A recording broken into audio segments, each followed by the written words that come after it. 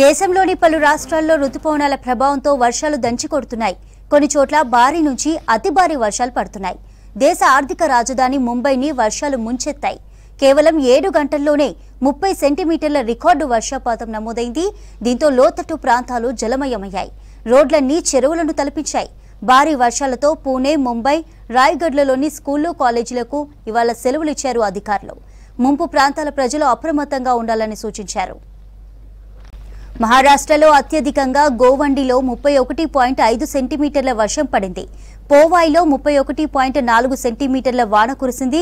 Railway ట్రాక్లపై భారీగా వరద నీరు నిలవడంతో ఛత్రపతి శివరాజ్ మహారాజ్ టెర్మినల్ నుంచి థానే మధ్య సర్వీసులను కొన్ని గంటల పాటు నిలిపివేశారు. ప్రతికూల వాతావరణం కారణంగా 50 విమాన సర్వీసులను రద్దు చేశారు. థానేలో కొండ చర్యలు విరిగిపోవడంతో పాటు నీట మునిగిన ఇళ్లలో ఉన్న 54 మందిని రెస్క్యూ చేశాయి సహాయక బృందాలు. భారీ వర్షాలతో చట్టసభ సభ్యులు, అధికారులు హాజరు కాకపోవడంతో ఉభయ సభలు వాయిదా పడ్డాయి.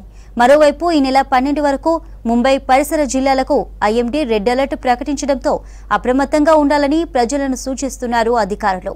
రెస్క్యూ సిబ్బంది అందుబాటులో ఉండాలని ఆదేశాలు జారీ చేశారు. దేశంలోని పలు రాష్ట్రాల్లో రుతుపవనాల ప్రభావంతో వర్షాలు దంచికొడుతున్నాయి. కొన్ని చోట్ల భారీ నుంచి అతి భారీ వర్షాలు కురుస్తున్నాయి. దేశ ఆర్థిక రాజధాని ముంబైని వర్షాలు ముంచెత్తాయి. కేవలం 7 గంటల్లోనే 30 సెంటీమీటర్ల రికార్డు స్థాయి వర్షం పడింది. దీంతో లోతట్టు ప్రాంతాలు జలమయమయ్యాయి. రోడ్లన్నీ చెరువులను తలపించాయి. భారీ వర్షాలతో పూణే, ముంబై, రాయ్గఢ్లలోని స్కూళ్లు, కాలేజీలకు ఇవాళ సెలవులిచ్చారు అధికారులు. ముంపు ప్రాంతాల ప్రజలు అప్రమత్తంగా ఉండాలని సూచించారు. ఇక అటు మహారాష్ట్రలో అత్యధికంగా గోవండిలో 31.5 సెంటీమీటర్ల వర్షం పడింది. పోవాయిలో 31.4 సెంటీమీటర్ల వాన కురిసింది. రైల్వే ట్రాక్లపై భారీగా వరద నీరు నిలవడంతో ఛత్రపతి శివాజీ మహారాజ్ టెర్మినల్ నుంచి థానే మధ్య సర్వీసులు కొన్ని గంటల పాటు నిలిపివేశారు. ప్రతికూల వాతావరణం కారణంగా 50 విమాన సర్వీసులను రద్దు చేశారు.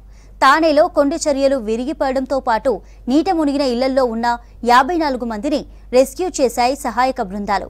భారీ వర్షాలతో చట్టసభ సభ్యులు, అధికారులు హాజరు కాకపోవడంతో ఉభయ సభలు వాయిదా పడ్డాయి. మరోవైపు ఈ నెల 12 వరకు ముంబై పరిసర జిల్లాలకు ఐఎండీ రెడ్ అలర్ట్ ప్రకటించడంతో అప్రమత్తంగా ఉండాలని ప్రజలకు సూచిస్తున్నారు అధికారులు. రెస్క్యూ సిబ్బంది అందుబాటులో ఉండాలని ఆదేశాలు జారీ చేశారు.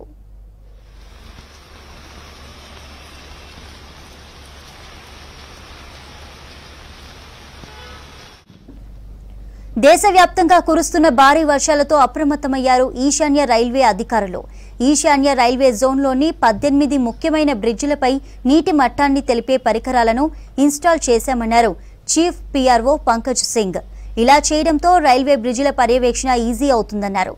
ఏది ఏమైనప్పటికీ వర్షాకాలంలో ఎప్పుడైనా ప్రమాదం జరగొచ్చని, అందుకు రైల్వే సిబ్బంది కంటిన్యూగా పెట్రోలింగ్ చేస్తున్నారన్నారు పంకజ్ సింగ్.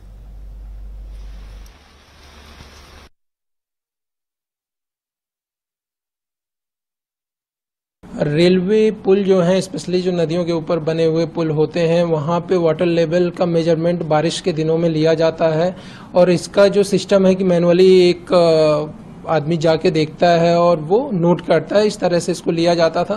इसको नई टेक्नोलॉजी का यूज करके इसमें वाटर लेवल मेजरिंग डिवाइसेस लगाई गई हैं।